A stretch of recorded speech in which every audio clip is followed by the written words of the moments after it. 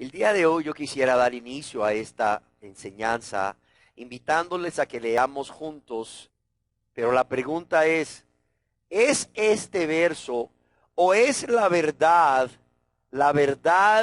que encierra este verso una realidad en su vida? Y este verso dice, lámpara es a mis pies tu palabra y lumbrera a mi camino. Lámpara es a mis pies tu palabra y lumbrera a mi camino. Y decíamos que seguramente este verso ha sido muy, pero muy, ¿verdad?, conocido por muchos aquí. Pero la pregunta ¿es esto una realidad? ¿Es esto una realidad en la vida de todos los aquí presentes? ¿Es la palabra de Dios, la Biblia, lámpara a nuestros pies? ¿Es lumbrera a nuestro camino?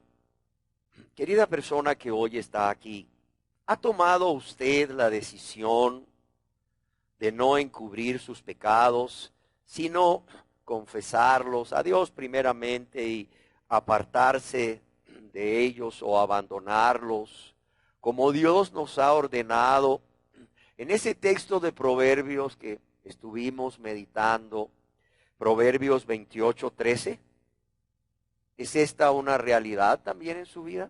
¿Existe en personas en este lugar ahora el deseo de ya no hacer su voluntad, sino de hacer la voluntad de Dios, pero que tienen una gran inquietud, tienen una gran incógnita en sus vidas? Y esta es, ¿cómo saber cuál es la voluntad de Dios con respecto a X o Y circunstancia o situación que se les presente en el diario vivir?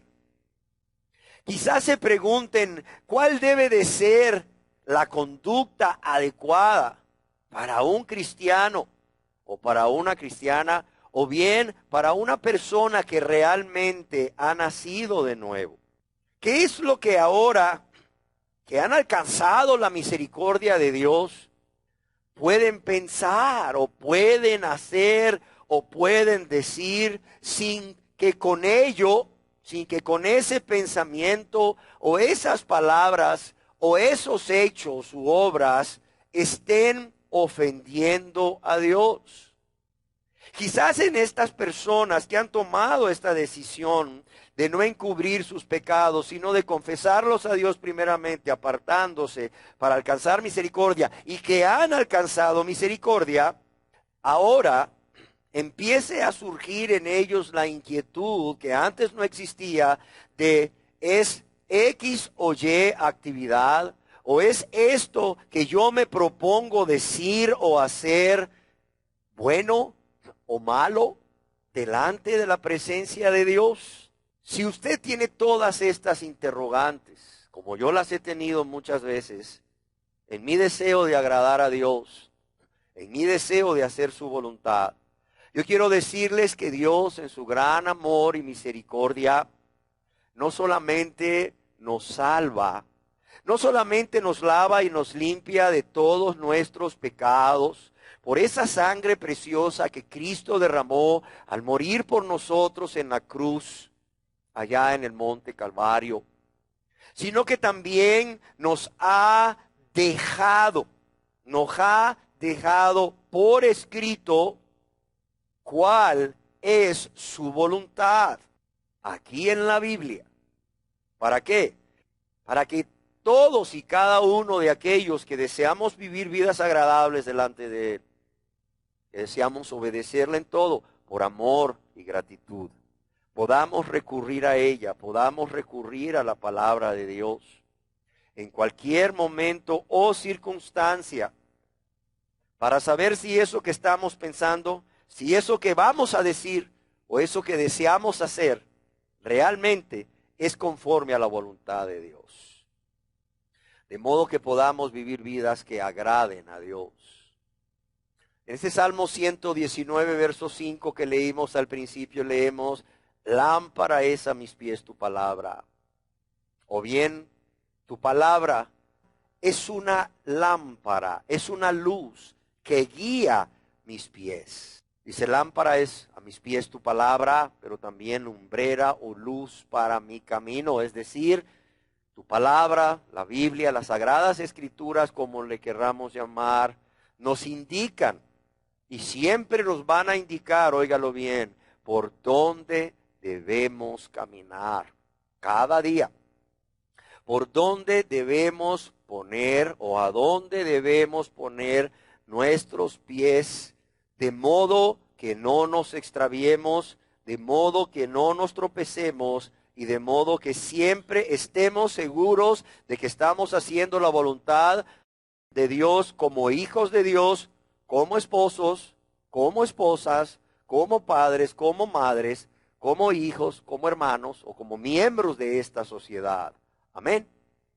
Es más, yo quiero decirles que aún para los jóvenes que nos acompañan, Dios mismo nos dice aquí mismo en su palabra, en este mismo Salmo 119, para los que les gusta anotar, Salmo 119, verso 9, Dios le dice al joven, ¿cómo puede mantenerse puro?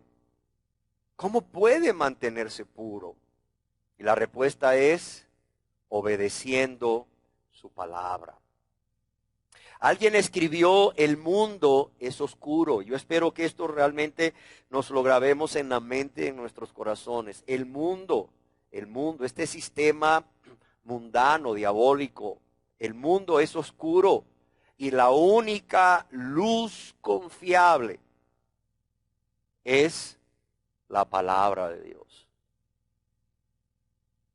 Yo quiero decirles que la palabra de Dios, para el que realmente ha nacido de nuevo, para el que realmente ha alcanzado misericordia y ahora ama a Dios con todo su corazón, su alma, su mente y sus fuerzas y quiere vivir una vida agradable a Dios haciendo su voluntad. La palabra de Dios para esa persona es como el faro, es como la luz del faro en una noche oscura y sin estrellas para un marinero que se encuentra en el mar y que necesita una señal, un indicador hacia dónde debe de ir, hacia dónde debe de ir, hacia dónde hay tierra segura.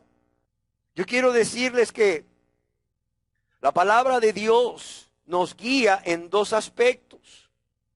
Primeramente, prohibiéndonos o enseñándonos qué es todo aquello que Dios prohíbe, sea algo que estamos pensando, sea algo que queremos decir, sea algo que estemos sintiendo en ese momento, o sea algo que deseemos hacer. Pero no solo nos prohíbe o nos dice qué es prohibido por Dios, sino que también nos guía por el camino correcto. Nos guía por el camino correcto. De modo, óigalo bien, que siempre pensemos, siempre hablemos y siempre actuemos como es digno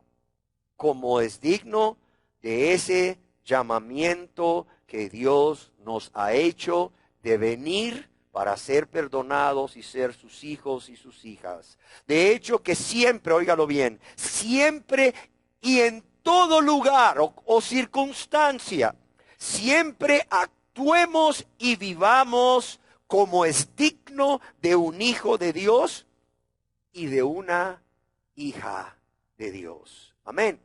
Qué triste es ver a personas que dicen ser hijos de Dios e hijas de Dios, pero no viven como un hijo de Dios o como una hija de Dios. Qué triste, qué triste, qué triste. Cuánto vituperio está trayendo al nombre de Dios, al nombre de Cristo, a la palabra de Dios y el cristianismo, el que personas digan ser hijos de Dios o hijas de Dios, pero no vivan como hijos de Dios o como hijas de Dios. Yo quiero decirles que Dios quiere y el mundo a nuestro alrededor espera que vivamos como verdaderos hijos y como verdaderas hijas de Dios. Amén. Yo quiero decirles que cuando utilizamos este precioso libro, inspirado por Dios, la Biblia, para guiar nuestros pasos, de modo que siempre sepamos cuál es la voluntad de Dios.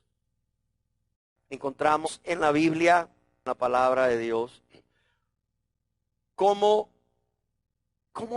Dios nos habla tan claramente y cómo Dios nos responde tan directamente a muchas preguntas que realmente no hay necesidad de buscarle más o de buscarle tres pies al gato, sabiendo que tiene cuatro. Por ejemplo, Dios a través de su palabra nos enseña que nunca es correcto participar en yugo desigual con los incrédulos. En la segunda epístola del apóstol San Pablo a los Corintios, capítulo 6, verso 14, leemos lo siguiente. Fíjese bien, y este es un mandamiento de Dios. Dice, no os unáis, no os hagáis uno, no entréis en intimidad, no os unáis en yugo desigual. ¿Con quién? Con los incrédulos. ¿Por qué? Porque ¿qué compañerismo tiene la justicia con la injusticia? ¿Y qué comunión la luz con las tinieblas? ¿Y qué concordia Cristo con Belial? ¿O qué parte, fíjese bien, el creyente con quién? Con el incrédulo. ¿Eso está claro o no está claro? O sea, Dios nos habla en la Biblia, en su palabra, de manera clara, de modo que no hay necesidad de orarle a Dios muchas veces para que Dios nos muestre cuál es su voluntad, cuando ya hace casi 2000 años nos dijo, no os unáis en yugo desigual con los incrédulos, porque ¿qué compañerismo tiene la justicia con la injusticia? ¿Y qué comunión la luz con las tinieblas? ¿Y qué concordia Cristo con Belial, con Satanás? ¿O qué parte el creyente con el incrédulo? O sea, ¿qué nos dice Dios aquí? Una persona que dice que es cristiana, una persona que dice que es hija de Dios, no debe ni casarse con una persona incrédula, mucho menos pensar que puede entrar en una relación sentimental con una persona incrédula. Sin embargo, vemos a muchas jóvenes y jóvenes que dicen ser cristianos, que saben de este mandamiento de Dios, o este mandamiento que Dios les ha dejado por amor a ellos y a ellas, venir delante de la presencia de Dios y Señor, ay Señor, yo te pido por fulano de tal, yo te pido por fulana de tal, ¿verdad? Cuando saben que es un incrédulo, saben que es una incrédula. Ay Señor, ¿será fulano de tal o fulana de tal el hombre o la mujer que tienes reservado o reservada para mí? Cuando saben que es un incrédulo, cuando saben que es una incrédula. Es más, muchas jóvenes, porque esto es más frecuente en las jóvenes, dicen, no importa, es un incrédulo, me voy a casar con él. Pero el Señor, voy a orarle a Dios, voy a clamarle a Dios, voy a formar cadenas de oración, ¿verdad? Con otros amigos y amigas o hermanos y hermanas, para que el Señor lo convierta. No, tristemente nunca se convierten. Cuando Dios dice no os unáis en yugo desigual con el incrédulo, mira, está claro. Ni debes casarte o siquiera involucrarte en una relación sentimental con una persona incrédula. ¿Y qué decir en el mundo de los negocios? No aceptar como socio a un no creyente en un negocio o una empresa. Pero también esto incluye no dedicarte al servicio cristiano en colaboración con un incrédulo. Y yendo aún más allá, alguien escribió, un fiel seguidor de Cristo no querrá ser miembro de una iglesia donde se admiten incrédulos como miembros. Amén. Y amados y amadas, ante una situación tal como la que estamos planteando aquí en el ejemplo, podemos ver que no hay necesidad de orar acerca de ello. Es más, no hay ni necesidad de ir y buscar consejos con el anciano, con el pastor. No, no, no, no. La respuesta es clara. La respuesta es clara. Y la respuesta ya la dio Dios en la Biblia. Sí es. Yo quiero decirles, sin embargo, que tenemos que reconocer que hay muchas situaciones que se presentan en nuestra vida diaria como hijos e hijas de Dios, que no se tratan de manera tan directa como esta en las Escrituras. Y es que pensemos, si en la Biblia, en la palabra de Dios, se tratase cada situación que enfrentamos así de directa, yo creo que, como escribió alguien, la Biblia sería tan voluminosa que no la podríamos cargar con nosotros. De modo que lo que Dios ha hecho es esto. Dios nos ha dejado un conjunto de principios. Óigalo bien. Dios nos ha dejado un conjunto de principios en su palabra. Y cuando surge la pregunta o cuando viene a la mente la inquietud en el cristiano, ¿está bien que yo piense esto? ¿O está bien que yo diga esto? ¿O está bien que yo haga esto? Inmediatamente, para encontrar una respuesta de acuerdo a la voluntad de Dios, la persona que ha nacido de nuevo pueda aplicar estos principios uno por uno. Y es por esta razón que durante esta enseñanza y la siguiente me he propuesto compartir con ustedes, con la ayuda de Dios, con la ayuda de su palabra, y tengo que ser honesto, con los escritos de William MacDonald, una serie de principios de conducta cristiana que estoy seguro nos van a ayudar a todos aquellos o a todas aquellas personas que deseamos vivir vidas agradables a Dios, que deseamos hacer la voluntad de Dios.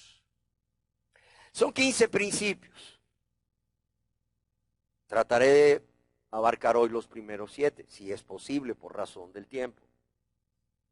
Yo quiero que vayamos anotando, los que tienen cómo anotar, si no solicita la enseñanza y luego pues los anotas.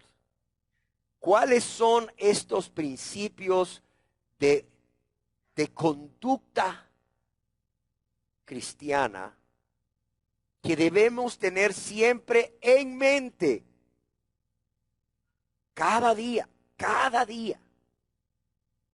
para que podamos realmente entender cuál es el propósito o cuál es la voluntad de Dios con respecto a algo que estamos pensando, sintiendo o vamos a decir o queremos hacer. El primer principio de conducta que debemos tener siempre en cuenta, siempre en mente, es si aquello que se nos viene a la mente y deseamos ahí, ¿verdad?, anidar en nuestra mente, o si aquello que deseamos decir, o aquello que estamos albergando en nuestro corazón, aquello que estamos sintiendo, o aquello que queremos hacer muy fuertemente, es para la gloria de Dios. Primer principio, ¿es para la gloria de Dios o no? Mucha gente dice, bueno, ¿y qué tiene de malo? Otras personas dicen, bueno, ¿y a quién ofendo? No, aquí la pregunta no debería de ser para decidir si lo vamos a hacer o no, o si lo vamos a pensar o no, si lo vamos a decir o no. La pregunta no es, ¿y qué tiene de malo? ¿A quién lastimo? No, no, no. La primera pregunta que debe de venir a nuestra mente es, ¿esto es para la gloria de Dios? Lo que estoy pensando, lo que voy a decir o lo que voy a hacer, ¿va a traer honra y gloria a Dios o no? ¿Sí o no? Mire, el apóstol Pablo establece un principio de que todo lo que hagamos, debemos hacerlo para la gloria de Dios. Allá en su primera epístola a los Corintios, en el capítulo 10, en el verso 31, él escribe a sus hermanos en la fe, a cristianos: si pues coméis o bebéis, ¿y qué dice aquí? ¿O hacéis qué? Otra cosa, hacedlo todo ¿para qué? Para la gloria de Dios. O sea, si hacéis algo tan sencillo o lícito como comer o beber, o cualquier otra cosa, y aquí encierra todo. Dice, hacedlo todo para la gloria de Dios. Proponte que todo lo que venga a tu mente, todo lo que tú vayas a decir, todo lo que esté en tu corazón, cualquier sentimiento que venga a tu corazón, o cualquier cosa que desees hacer, proponte primero preguntarte si con esto vas a glorificar a Dios o el nombre de Dios va a ser blasfemado por los demás. Amén. Yo quiero decirles que si nosotros aplicamos este primer principio de conducta cristiana a todo lo que se nos venga a la mente, a todo sentimiento que venga a nuestro corazón, a todo lo que querramos decir o hacer, yo estoy seguro que todo lo que hagamos siempre va a ser agradable a Dios y conforme a la voluntad de Dios. ¿Sí me entienden? Pablo era un hombre que así pensaba. Pablo era un hombre que así vivía. Y claro, podemos ver en su epístola a Timoteo, su segunda epístola, cómo este hombre ya cerca de morir nos manifiesta que el utilizar este principio de conducta cristiana en su vida le ha sido de beneficio, le ha sido de bendición, por cuanto este hombre que ya está a punto de ser sacrificado, él puede afirmar que ha peleado la buena batalla, que ha corrido la carrera y que ha guardado la fe. En otras palabras, ha permanecido firme hasta el fin. Si se muere, ¿se va para dónde? Se va para el cielo, porque era super Pablo, era el Superman, superpoderes, no, porque usó estos principios de conducta cristiana en su vida. Y el primero era, esto que voy a hacer, cualquier cosa, por insignificante que parezca, ¿trae honra y gloria a Dios? ¿Es para la gloria de Dios o el nombre de Cristo va a ser vituperado? El nombre de Dios va a ser blasfemado. ¿Cuántas personas se atreven a pensar cosas y a decir cosas que realmente son injustas, son impuras o son pecaminosas? Que si tan solo hubiesen pensado antes, ¿esto trae gloria a Dios o no? Estoy seguro que nunca se hubieran atrevido a hacerlas. Estoy seguro que si estas personas que están pensando esto o hablando estas cosas o haciendo estas cosas que realmente no traen gloria a Dios, primero hubieran pensado, Dios, Jesús, tú vas a ser glorificado en esto que voy a decir o que voy a hacer. Mira, estoy seguro que si realmente aman a Dios, nunca lo hubieran seguido pensando o nunca lo hubieran dicho o nunca lo hubieran hecho. Amén. Un solo principio de conducta cristiana. Pero bueno, veamos más. Segundo principio de conducta cristiana. Esto que estoy pensando, esto que voy a decir, esto que quiero hacer, ¿es del mundo? O como mucha gente le llama, ¿es mundano? Y quiero decirles que aquí el mundo no significa el planeta Tierra en que habitamos, ni tampoco las personas o los habitantes de este planeta, sino que significa un sistema que es espiritual, un sistema que es diabólico, que es perverso, cuyo gobernador es Satanás. Y en donde las personas que pertenecen a este sistema ni aman a Dios, ni aman su palabra, ni aman al pueblo de Dios, y donde Dios no es el centro de este sistema espiritual diabólico, sino el ser humano y el vivir para satisfacer los deseos de la carne, los deseos de los ojos y la vanagloria de la vida. Y comprende todas aquellas cosas que son pasajeras, que son superfluas, que son realmente vanas o que son una vanidad. Amén. Yo creo que si nosotros, además de preguntarnos como primer principio de conducta cristiana es para la gloria de Dios, nos preguntamos como principio de conducta cristiana, ¿es del mundo? ¿Es del mundo? Yo creo que de esa manera es mucho más fácil que vayamos a pensar, decir o actuar conforme a la voluntad de Dios. Y yo quiero decirles, cuando me refiero al mundo, que el mundo de las personas sin convertirse a Dios, el mundo al cual pertenecen estas personas que no son hijos e hijas de Dios, aunque muchas veces lo confiesen, pero con solo ver sus estilos de vida usted se da cuenta que realmente no son hijos ni hijas de Dios, sino que son del mundo, son mundanos. Yo quiero decirles que este mundo de estas personas tiene su propio estilo de vida. Tiene su propio estilo de vida muy claro, muy definido. Por eso es que Dios nos pide que haya una separación radical entre el estilo de vida del mundo o mundano y el estilo de vida cristiano. Porque con nuestro estilo de vida o reflejamos que aún pertenecemos a este sistema mundano diabólico, o reflejamos que ya no pertenecemos a este sistema mundano, sino que pertenecemos a Dios. Es más, yo quiero decirles que con nuestro estilo de vida es la forma como más frecuentemente estamos predicando. Hay personas que quizás se lamentan porque no han tenido la oportunidad de hablar acerca de Dios, acerca de Jesús, acerca de las buenas nuevas de salvación en su trabajo, a sus compañeros de trabajo o quizás a los miembros de su familia, porque ellos se cierran y no dan oportunidad, sin saber que con su estilo de vida están predicando más que si lo hiciesen con 1000 palabras. ¿Sí se entiende? ¿Por qué? Porque hay un estilo de vida característico del mundo y hay un estilo de vida característico de los cristianos, y en la Biblia, en la palabra de Dios, se nos marca claramente.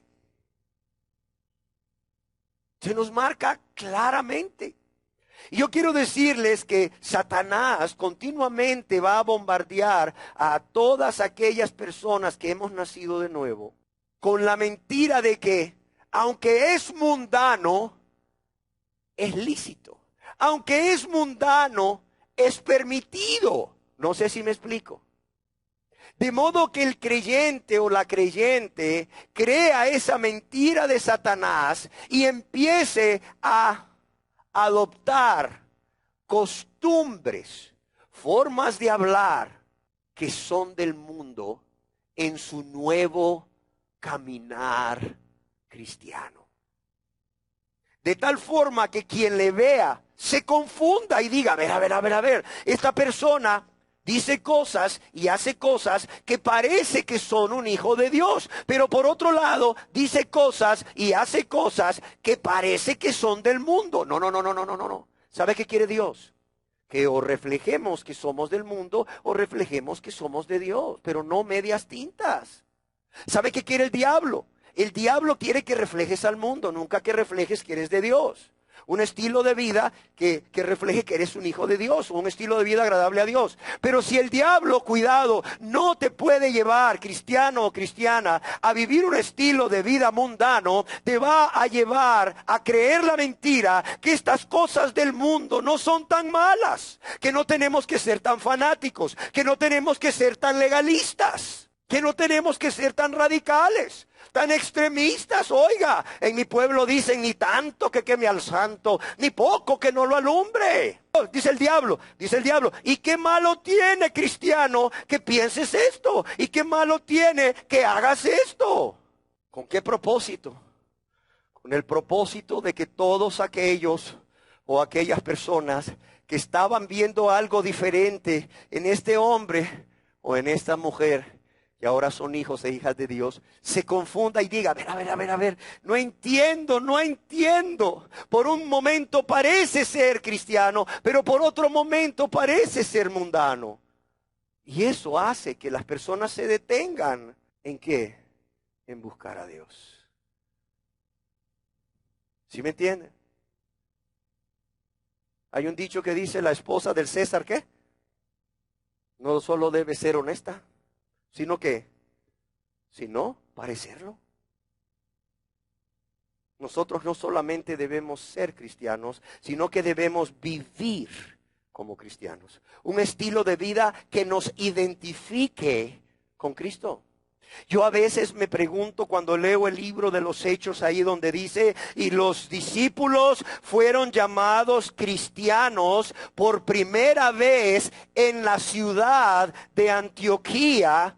Yo me pregunto, ¿qué vieron estas personas que llamaron a los discípulos cristianos en estos discípulos que les llevó a asociarlos con quién? Con Cristo Jesús. Amén. No dice que los discípulos se llamaron a sí mismos cristianos, no. Dice que a los discípulos les llamaban cristianos. ¿Qué habrán visto? Yo pregunto hoy, ¿qué habrán visto estas personas en estos discípulos de Jesús para que los asociasen con Jesús y les llamasen cristianos? Algunos dicen que era para burlarse de ellos, pero yo creo que no existe título más honroso para un hijo de Dios que el que le llamen cristiano. Uno de Cristo o uno con Cristo. Amados y amadas, ¿es del mundo? Esto que voy a hacer va a hacer que la gente me identifique o identifique mi estilo de vida con el mundo o con los que son de Cristo y los que son uno de Cristo. Por otro lado, no solamente el mundo tiene su propio estilo de vida, el mundo tiene sus modas.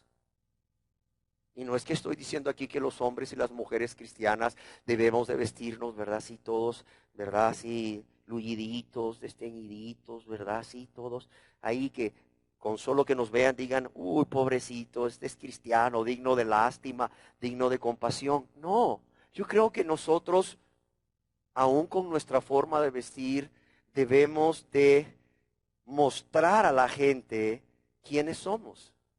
Pero precisamente porque aún con nuestra forma de vestir debemos demostrar a las personas quiénes somos, hijos de Dios, hijas de Dios, es que debemos de tener mucho cuidado, tanto los hombres como las mujeres, en nuestra forma de vestir.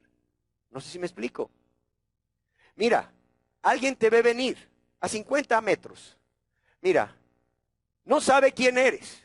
No ha oído ni siquiera una palabra tuya acerca de Dios y las buenas nuevas de salvación. Pero desde 50 metros de distancia, esa persona que lo primero que ve es cómo te vistes, esa persona ya puede estarse haciendo una idea si tú eres cristiano o no eres cristiano. Si tú eres cristiana o no eres cristiana, ¿sí o no? Pongámonos un ejemplo. ¿Qué piensas tú cuando ves una persona, una mujer, con el pelo un poquito aquí abajo de los hombros, ¿verdad? Ya sea suelto o recogido con una cola, la ves, ¿verdad? Con una blusa que no enseña gran parte de su anatomía, de su cuerpo, y la ves con una falda abajo de la rodilla. ¿Qué piensas de esa persona? ¿Sabes qué piensa? Que es evangélica, punto. O sea, no sabes si es cristiana o no, no sabes si es nacida o no, pero piensas que es evangélica. Sí, porque las que no son evangélicas, ¿verdad? Luego andan, ¿verdad?, con una blusa que no dejan nada a la imaginación. A los hombres ya no les dejan nada a la imaginación. Y andan con unas faldas que tampoco dejan nada a la imaginación porque enseñan todo. Y eso lo hacen, ¿verdad?, como algo que para ellos es muy agradable. Es más, niña, si tienes bonitas piernas, ¿por qué no las luces? Ya vino de moda la minifalda. No te dejan tus papás. Vas a la iglesia. Sos cristiana. No te deja tu marido si es casada. Así le dicen. Compañeras de trabajo, a mujeres cristianas. Qué bonitas piernas tenés, niña. ¿Por qué no las lucís? Ya quisiera yo tener tus piernas para mirar. Andar con una minifalda. Cuidado, el mundo tiene su forma de vestir. Y si el mundo tiene su forma de vestir que identifica a las personas del mundo, ¿no deberíamos los cristianos también tener nuestra forma de vestir que nos identifique como cristianos? ¿Sí o no? Yo te pregunto, tú ves a un rey en una foto, dices, desde que lo ves dices, este hombre tiene una corona, tiene otros, ¿verdad? Tiene otros adornos en su ropa, ¿verdad? O emblemas ahí que nos hacen pensar que es el rey. Pero luego ves ahí a un adolescente y a una adolescente vestidos de tal forma que su forma de vestir te manda un mensaje. Este tiene que ser el príncipe. Esta tiene que ser la princesa, ¿sí o no? Si somos hijos de Dios, somos hijos del rey, ¿sí o no? Y si somos hijos de Dios y somos hijos del rey, ¿cómo deberíamos de vestirnos? Como hijos del rey. Y aquí quiero aclarar, eso no significa que te vas a ir a la tienda más cara y vas a comprar el vestido más caro, los zapatos más caros, la cartera más cara, el sombrero más caro, porque a veces se ponen de moda los sombreros, los collares más caros, los aritos más caros, el reloj más caro, de modo que tu marido diga, ¿sabes qué, mujer? No vuelves a ir a esa iglesia, ¿eh? Lo dejaste en la calle. No, no, no, no, no. No es como muchos piensan, ¿verdad? Se van a echar, ¿verdad? La camisa más cara, los varones, la faja más cara, los pantalones más caros, los zapatos más caros. ¿Por qué? Porque son hijos del rey. Además, van a comprarse el carro más caro porque son hijos del rey y deben de vivir como hijos del rey. No, no, no, no. Estamos hablando en el buen sentido. Identificación. Puedes vestirte, mira, del agachón si quieres, si no tienes para más. Pero que cuando alguien te vea varón o te vea mujer, solamente, sin ni siquiera oír una palabra de ti, sin ni siquiera saber quién eres, con solo verte, aún de lejos diga, ese es cristiano, ese es cristiana. Amén. Y es que yo creo que dos cosas debemos de tener claros aquellos que ya decidimos no seguir encubriendo nuestros pecados, sino confesarlos a Dios para alcanzar misericordia. Una de ellas es que los creyentes no son del mundo, así como su amado Señor y Salvador Jesucristo no es del mundo. Amén. No somos del mundo. En el Santo Evangelio según San Juan capítulo 17, verso 16, yo quiero que escuchemos lo que Jesús mismo tiene que decir de sus discípulos. Y si tú y yo somos sus discípulos, lo que Jesús dice de ti y de mí. Dice, ¿qué dice aquí? Repitan conmigo, por favor, porque a veces no leo bien. ¿Qué dice aquí? No son del mundo. Leámoslo de nuevo. No son del mundo. Como tampoco, dice Jesús, yo soy del mundo. Cristianos del mundo, cuando su Señor y Salvador no es del mundo, no existen. No existen. Recientemente predicando en un lugar con gente sencilla, unas hermanas que me acompañaron, ¿verdad? Se extrañaron cuando les hice una pregunta. Oigan, ¿ya se dieron cuenta ustedes, les digo yo, del gallo que pone huevos? Y se quedaron todos así. Sí. ¿No se han dado cuenta? ¿No se han enterado ustedes del gallo que pone huevos? Y todo el mundo me decía, no. Le digo, es que no existe. No existen cristianos del mundo cuando su Señor y Salvador Jesucristo no es del mundo. No existen. No existen. Tampoco existen cristianos, ¿verdad?, que viven y se visten y piensan con una pierna en el mundo y con una pierna en el cristianismo. No, no existen. No existen, créamelo, no existen. Y esto de que los cristianos no son del mundo, como dice Jesucristo mismo. Esto es algo que deberíamos de tener. Este principio es algo que deberíamos de tener todos en nuestra mente. Cada vez que somos tentados a involucrarnos en un entretenimiento mundano o en un pasatiempo mundano, o a entrar o participar en asociaciones mundanas donde el nombre de Cristo no es bien recibido. Amén. Es más, Dios en su palabra nos dice que no solamente los creyentes no somos del mundo, sino que por cuanto el mundo es enemigo de Dios, todo aquel que es de este mundo y ama las cosas transitorias, superfluas, vanas de este mundo, se convierte en ¿qué? En enemigo de Dios. ¿Sí me entienden? En su epístola, o en la epístola de Santiago, capítulo 4, verso 4, ¿qué nos dice Dios a través de este hombre de Dios, Santiago? ¿Sabe qué le dice a un grupo de personas que decían amar a Dios, pero amar al mundo?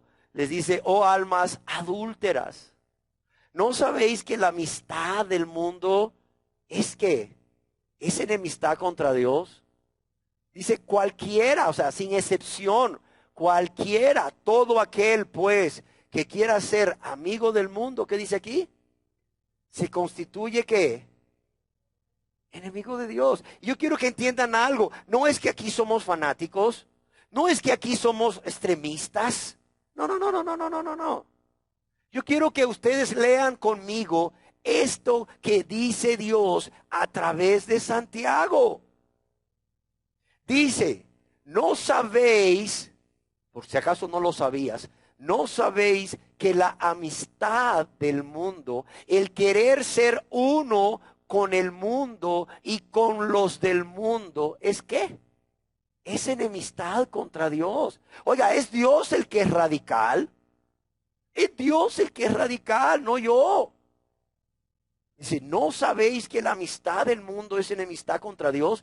Y luego insiste, por si hay dudas. Cualquiera pues que quiera ser amigo del mundo y adoptar la forma de vivir del mundo, la forma de pensar del mundo, la forma de vestir del mundo, ¿se constituye en qué? Se constituye en enemigo de Dios. Esa es la Biblia. Lo que acabas de leer es la Biblia, de acuerdo a la versión Reina Valera 1960. Ahora yo pregunto,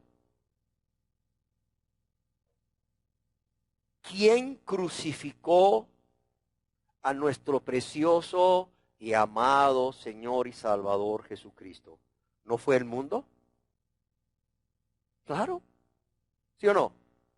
Entonces yo pregunto, ¿cómo pueden entonces aquellas personas que dicen ser cristianos, que aman mucho a Jesucristo, que están muy agradecidos con Jesucristo, porque sin ellos merecerlo, Jesús dio su vida por ellos en la cruz del Calvario, para llevar el castigo que ellos debían de recibir, o para recibir el castigo que ellos debían de recibir, y que por esa sangre preciosa derramada en la cruz del Calvario han sido lavados y limpiados?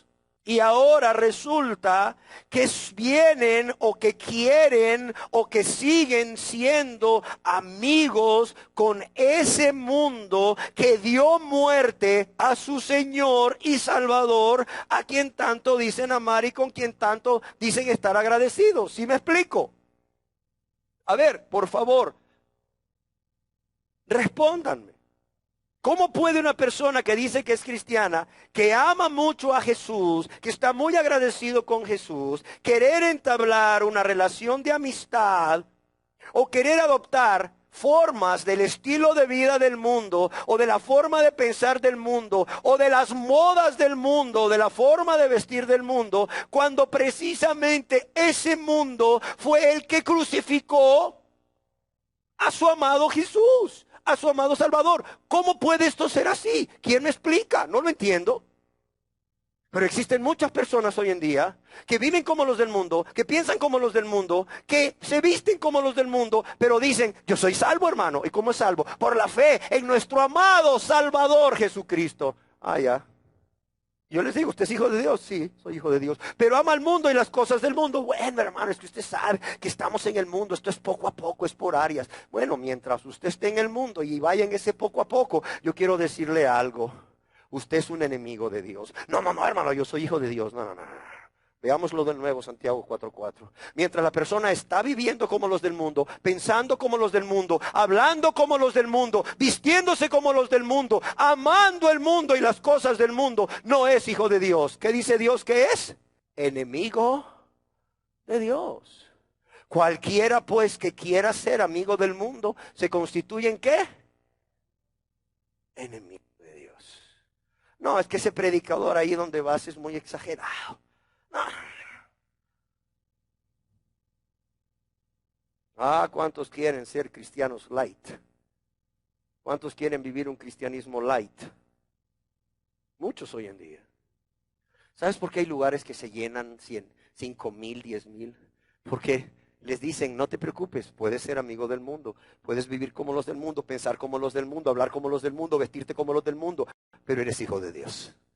El problema es, ¿a dónde dice eso en la Biblia?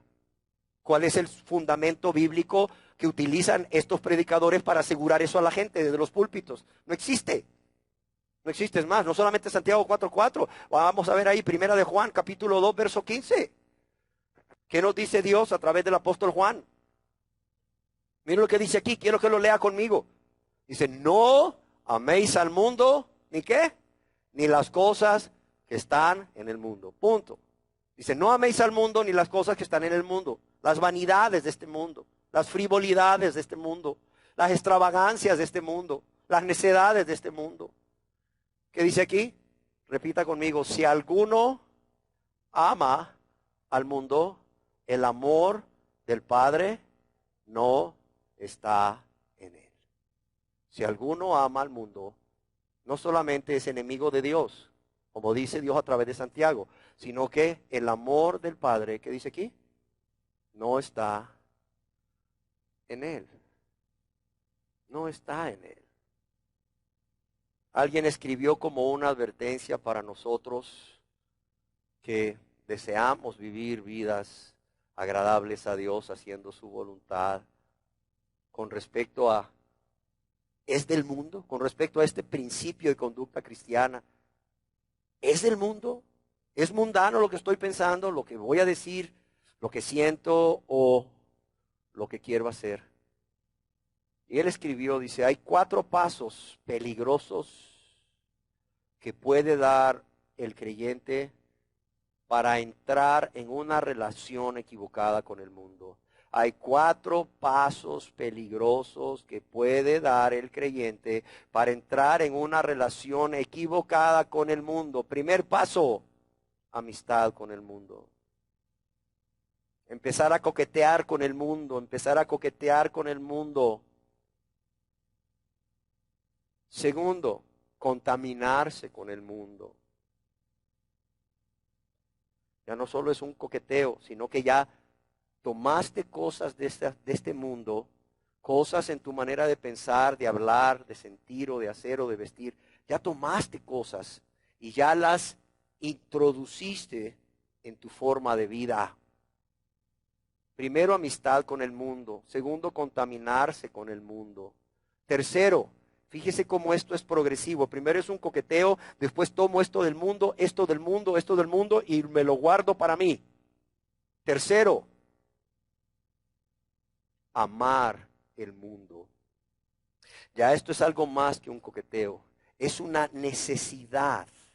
Es una necesidad relacionarte con lo que es el mundo y las personas que forman parte de este sistema mundano, diabólico.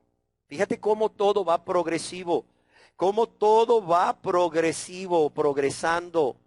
Primero, un amor con el mundo, un coqueteo, te atrae, nada más te atrae, ¿verdad? Uy, chicas. Segundo, un contaminarse con el mundo, tomar cosas de ese mundo ya para ti. Tercero, amar el mundo, esa necesidad. No puedes estar sin ser parte de, sin relacionarte con. Y cuarto lugar, conformarse al mundo. Ya, de plano. No hay ningún vestigio, no hay ninguna evidencia en la persona que es cristiana. Porque todo en él o en ella grita, soy mundano, soy mundano, soy mundano. Amén. Cuidado, cuidado. El que hoy está conformado al mundo, que una vez dijo, creyó, fue cristiano. ¿Sabes cómo llegó a conformarse al mundo? Por ese coqueteo, por ese coqueteo, ese no ser radical con el mundo, que después le llevó a contaminarse, a amar al mundo y a conformarse con el mundo. Cuidado. Yo pienso que el amor a Dios y el amor a nuestro prójimo debería de llevarnos a hacer uso de este principio de conducta cristiana en nuestras vidas de no amar el mundo. No amar el mundo y de huir. No solo ser uno con el mundo, sino aparentar siquiera ser del mundo. Creo que una evidencia que debe de quedar muy visible a todos los que nos rodean y primeramente a Dios, es nuestro gran amor por Dios, nuestro gran amor por nuestro prójimo y nuestro rechazo, nuestro aborrecimiento por este mundo, este sistema diabólico, este sistema espiritual que tiene su propio estilo de vida que lo identifica, su manera de pensar, su manera de hablar y aún su manera de vestir, y aún su propia religión, tristemente. Porque quien crucificó a Cristo fue la religión del mundo. Aunque decían ser de Dios, ser hijo de Dios, pueblo de Dios, eran el instrumento del mundo para crucificar al Mesías, ¿sí o no? Hay un tercer principio que yo quiero hablar. Además de, es para la gloria de Dios, es del mundo. Este tercer principio al cual yo quiero referirme hoy es una pregunta. ¿Lo habría hecho Jesús? ¿Lo habría hecho Jesús? ¿O esto lo haría Jesús si estuviera en mi lugar? Yo no sé si usted ha escuchado decir a muchas personas, yo lo he escuchado decir, es más, tristemente, antes de convertirme a Dios, yo mismo lo decía, oiga, pero es que yo no creo que esto sea malo. Yo no creo que esto sea malo. Mire, todos lo hacen. Todos lo hacen. El líder espiritual lo hace. De X religión, de Y religión. Por no mencionar religiones, no viene al caso. Yo no sé si usted ha oído a personas decir eso. O usted mismo o usted misma lo ha dicho. Yo lo dije. No creo que sea malo hacerlo. Todos lo hacen. Pero aquí la pregunta debería de ser como un principio de conducta cristiana. ¿Lo haría Jesús si estuviera en mi lugar? Piénselo. ¿Lo haría Jesús si estuviera en mi lugar? R.C. Chapman, un hombre de Dios de Inglaterra, dijo, el ejemplo de Cristo en su andar o en su caminar en esta tierra debería estar siempre delante de nosotros como la única norma de santidad. Lo repito, el ejemplo de Cristo, la conducta de Cristo cuando caminó aquí en la tierra debería de estar siempre delante de nosotros como la única norma de santidad.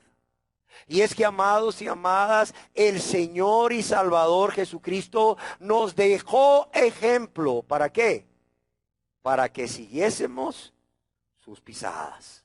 Para que todos aquellos que decimos ser hijos de Dios o hijas de Dios, ser cristianos o cristianas, realmente pudiésemos seguir sus pisadas. Como cuando alguien va caminando sobre la playa y el agua moja la arena y al poner su pie deja una huella clara. Y el que viene atrás puede seguir los pasos de ese hombre a lo largo de todo el trayecto con solo seguir sus huellas. Es más, si esta persona que viene atrás decidiera poner su pie izquierdo donde se quedó la huella del pie izquierdo de esa persona y poner su pie derecho donde quedó la huella del pie derecho de esa persona y así sucesivamente va a llegar al mismo lugar donde llegó quien dejó sus huellas, ¿sí o no? ¿A dónde queremos llegar al final de nuestros días? ¿A dónde queremos llegar cuando el Señor venga o nos muramos? ¿A dónde queremos ir? ¿Dónde Cristo está?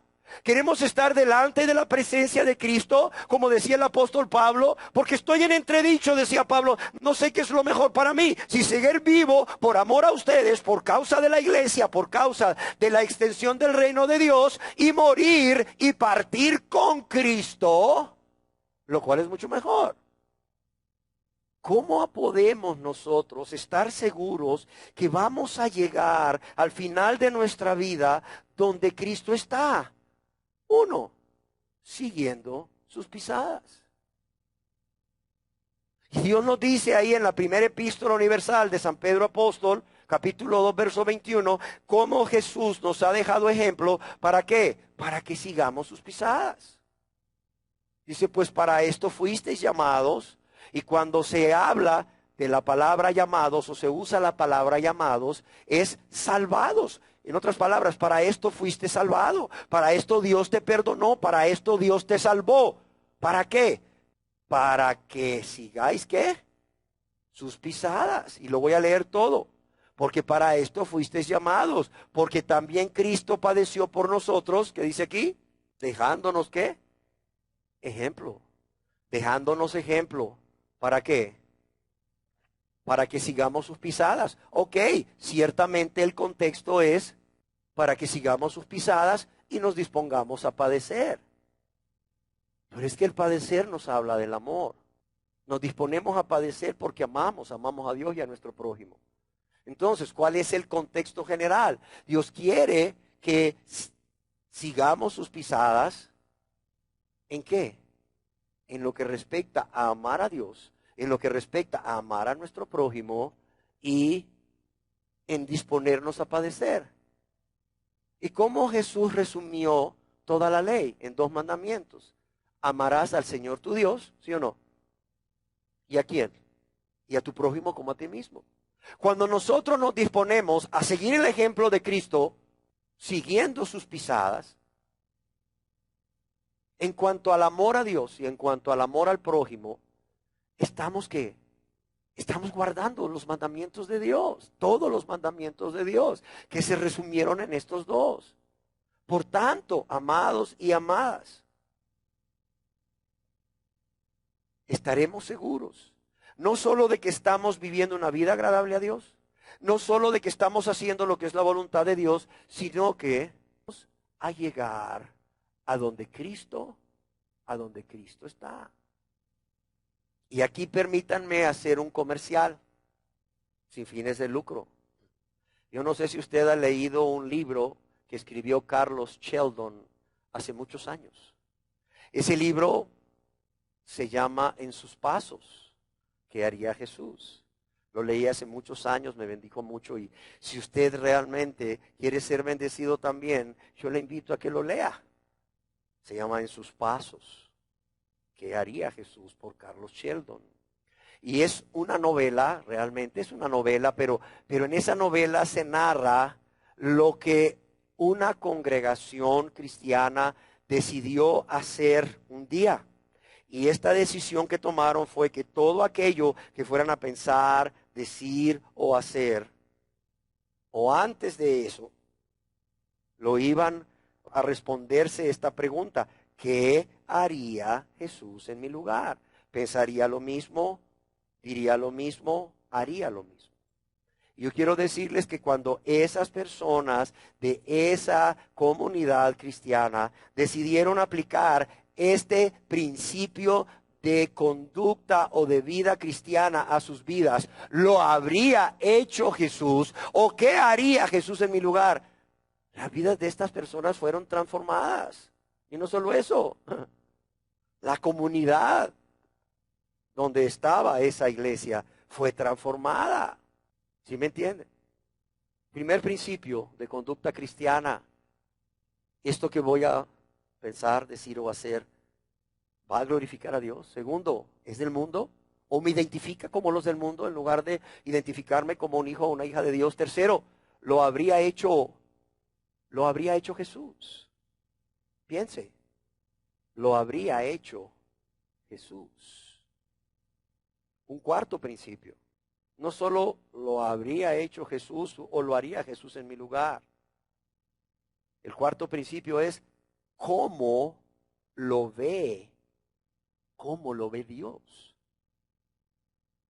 Cómo esto que estoy pensando lo ve Dios. Cómo esto que quiero decir lo ve Dios. Cómo este sentimiento que tengo por X o Y persona lo ve Dios. Cómo esto que yo deseo hacer lo ve Dios. Fue Jesús, por cierto, quien dijo que lo que los hombres tenían por sublime, por algo muy bueno, por algo muy espiritual, aplicado al espiritual, por algo muy recto, delante de los ojos de Dios era ¿qué? Abominación. O sea, ¿qué dice Jesús a un grupo de personas que se justificaban a ellos mismos diciendo, no, es que esto que yo hago es bueno, esta otra cosa que yo hago es buena? ¿Qué les dice Jesús? Espérenme, ustedes están equivocados. Ustedes están olvidando que lo que para el hombre es sublime, para Dios es abominable. Es algo que es horrible, es algo que Dios aborrece, es algo que Dios detesta ciertamente. Por eso es importante que no solo pensemos como principio de conducta cristiana, glorifica a Dios, es del mundo, lo haría Jesús si estuviera en mi lugar, sino cómo lo ve Dios. ¿Cómo lo ve Dios? Alguien sugirió que la más grande prueba de la conducta cristiana es cómo lo ve Dios. ¿Realmente Dios lo aprobaría? A ver, ¿qué cree que pasaría si viene un pensamiento egoísta a nuestra mente y pensamos, ¿cómo lo ve Dios? ¿Dios aprobaría esto que estoy pensando? En donde solo estoy pensando en mí mismo, en mi felicidad, en mi bienestar, y no en lo que a Dios agrada y en lo que a mi prójimo beneficia. ¿Lo aprueba Él? Es más, si Dios estuviera a nuestro lado, ahorita que estamos pensando esto, si Dios estuviera a nuestro lado, ahorita que vamos a decir esto, si Dios estuviera a nuestro lado, ahorita que estamos albergando este sentimiento de maldad egoísta en contra de alguien, si Dios estuviera a nuestro lado, ahorita que queremos hacer esto, ¿nos sentiríamos avergonzados? ¿O realmente Dios aprobaría esto? Piénselo. ¿Qué cree que pasaría? ¿Qué cree que pasaría? Viene el pensamiento, viene el sentimiento, viene el deseo de decir algo, viene el deseo de hacer algo. E inmediatamente usamos este principio de conducta cristiana. ¿Cómo lo ve Dios? ¿Cómo lo ve Dios? ¿Lo aprueba o no lo aprueba? Es más, si Dios estuviera aquí y yo albergo ese pensamiento, ese sentimiento, digo eso, hago eso, realmente me sentiría muy orgulloso delante de Dios, muy orgullosa delante de Dios, o me avergonzaría si Dios estuviera a mi lado. créame que si utilizamos ese cuarto principio, inmediatamente vamos a estar pidiéndole a Dios que quite este dardo de fuego del enemigo, ese pensamiento o ese sentimiento o ese deseo de decir o de hacer algo, inmediatamente. Inmediatamente. Y no solo eso, no solo nos llevaría a orar para que nos quite el deseo de esto, sino que nos muestre cuál es su voluntad. Que nos muestre qué es lo que realmente glorifica a Dios. Que nos muestre qué es lo que realmente Jesús haría si estuviera en nuestro lugar. Amén. Alguien escribió, y espero no se nos olvide esto, el constante recuerdo de que el Santo Salvador es nuestro compañero en todo momento debería de tener una influencia santificadora en nuestra vida. El constante recuerdo de que el Santo Salvador es nuestro compañero en todo momento. Es decir, que Jesús viene a morar, a habitar en nosotros en el mismo momento de la conversión por medio de su Espíritu Santo. Eso debería de tener en nosotros una influencia santificadora y de manera permanente. Y de manera, óigalo bien, continua, porque Jesús ha prometido morar en nosotros de manera continua, ¿sí o no? De manera permanente. Vamos a ver un quinto principio, hasta ahí vamos a llegar. Un quinto principio que debe regir la conducta cristiana, y es, no solamente glorifica a Dios, no solamente es del mundo o es mundano, no solamente lo haría Jesús si estuviera en mi lugar, no solamente qué piensa Dios al respecto, sino tienes libertad para hacerlo cuando recuerdas que tu cuerpo es el templo del Espíritu Santo. Óyelo bien, ¿tienes libertad para pensar eso? ¿O puedes pensar eso que es pecaminoso, egoísta, perverso? ¿Tienes esa libertad para abrazar ese pensamiento o para abrazar ese sentimiento o para decir eso que quieres decir o para hacer eso que quieres hacer cuando recuerdas que tu cuerpo ya no te pertenece, sino que ahora es de Dios? Y no solo es de Dios, es templo del Espíritu Santo.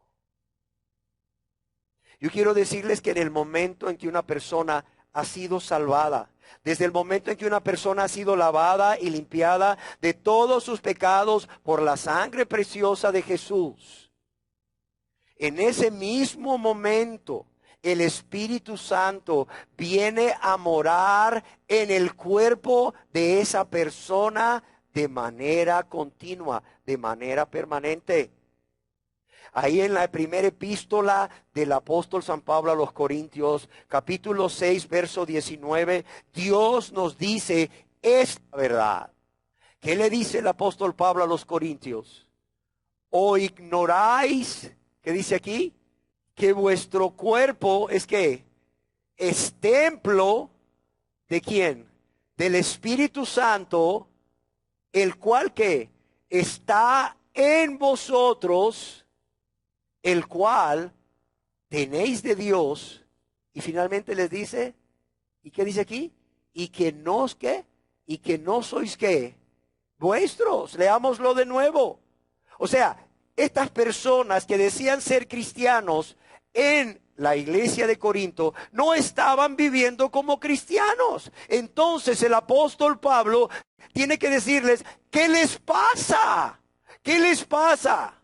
¿Ignoran acaso que vuestro cuerpo es templo del Espíritu Santo, el cual está en vosotros, dentro de vosotros, el cual tenéis de Dios? ¿Y que qué? Que no sois vuestros. Amados, la tercera persona de la Trinidad, del Espíritu Santo, Dios mismo, considera el cuerpo de aquella persona a quien Él lava y limpia de todos sus pecados como su templo, el lugar santo donde habitar. Por tanto, debemos estar conscientes si realmente hemos nacido de nuevo, nos hemos convertido a Dios, somos cristianos verdaderos, debemos estar conscientes todo el tiempo que vivamos en esta tierra, ¿de qué?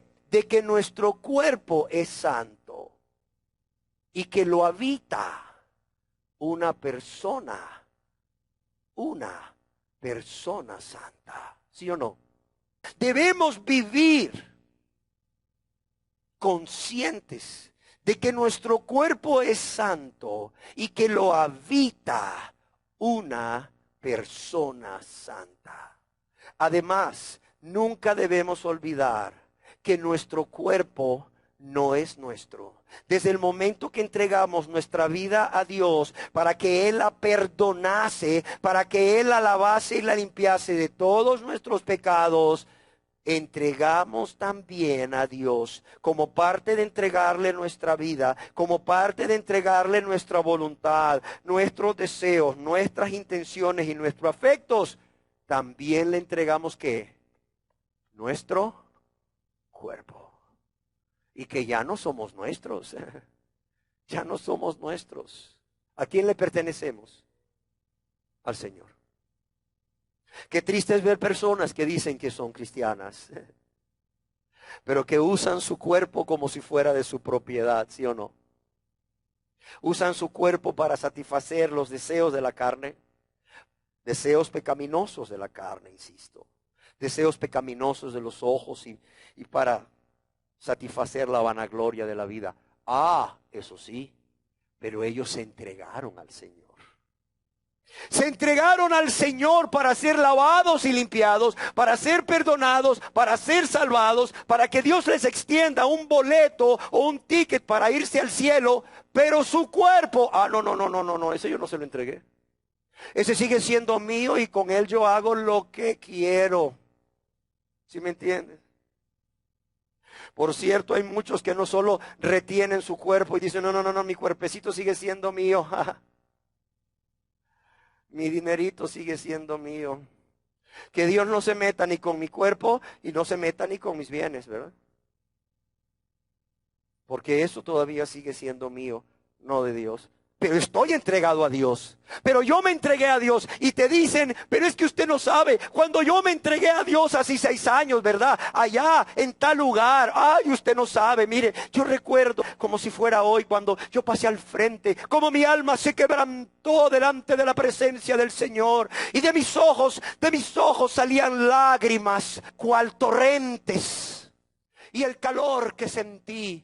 El calor que recorrió mi cuerpo cuando el Señor me perdonó y me limpió y me vino a bautizar con su Espíritu Santo, cuando me llenó con su Espíritu Santo. ¿Y cómo sigue viviendo su vida?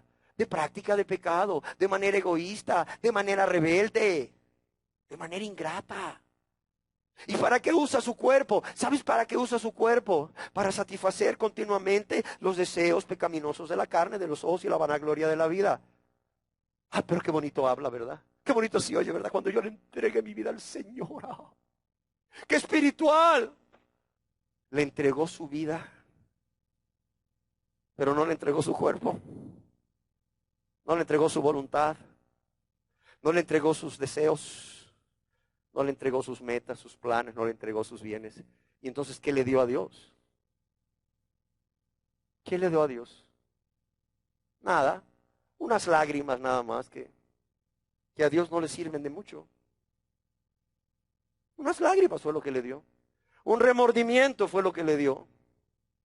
Que a Dios, por cierto, no le sirve de mucho. Ni le agradan tampoco. No, amados. No, amados. El que entrega su vida a Dios, le entrega todo. Todo. Todo le entrega. Su voluntad, su amor, sus deseos, sus intenciones, sus emociones, sus afectos, su cuerpo, sus bienes, todo se lo entrega a Dios. Ahora bien, es fácil decirle a la gente, mire, usted quiere ser salvo, usted quiere irse al cielo, usted quiere ser hijo de Dios, usted quiere ser hija de Dios, usted quiere recibir las bendiciones de Dios. Todo el mundo va a decir que sí. Bueno, pues nomás pase al frente y repita conmigo esta oración. ¿Y qué con respecto a la entrega? Bueno, la entrega, eso es poco a poco, eso es en el tiempo de Dios, eso es por áreas. Y así la gente sigue viviendo como diablitos o como diablitas, haciendo su voluntad, gobernando sus vidas, usando su cuerpo para el pecado, para ofender a Dios y para lastimar a Dios. Usando su cuerpo para el pecado, para lastimar, óigase bien, a aquel que puso su cuerpo a los heridores por amor a nosotros y en nuestro lugar para que fuéramos salvos. Yo pregunto, ¿no es eso abominable? ¿No es eso horrible? Pero es lo que la gente está haciendo hoy en día. Cerremos nuestros ojos. ¿Cómo debemos comportarnos ahora que hemos decidido no seguir encubriendo nuestros pecados, sino confesarlos a Dios y apartarnos de ellos o abandonarlos para alcanzar misericordia? ¿Cómo debemos de comportarnos realmente? ¿Cómo saber cuál es la voluntad de Dios con respecto a X o Y circunstancia o situación que se nos presente en nuestro diario vivir? ¿Cómo saber cuál es la conducta adecuada para un cristiano, para una persona que realmente ha nacido de nuevo en esta tierra? ¿Qué puedo pensar? ¿Qué puedo decir o hacer que, que no ofenda a Dios realmente? Bueno, ya lo vimos, no solo Dios ha dejado su palabra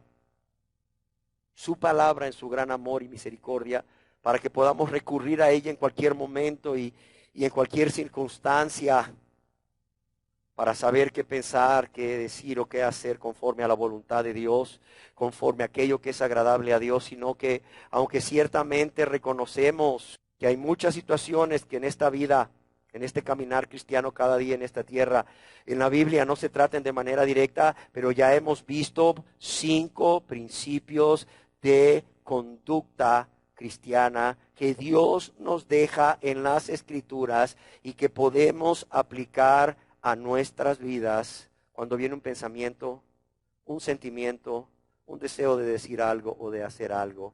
Y que si nosotros por amor a Dios y a nuestro prójimo decidimos poner inmediatamente por obra estos principios de conducta cristiana que estamos meditando y estudiando, Dios mismo se va a encargar de hacernos caminar o de hacernos ir conforme a su voluntad, de hacernos actuar conforme a su voluntad. Amén.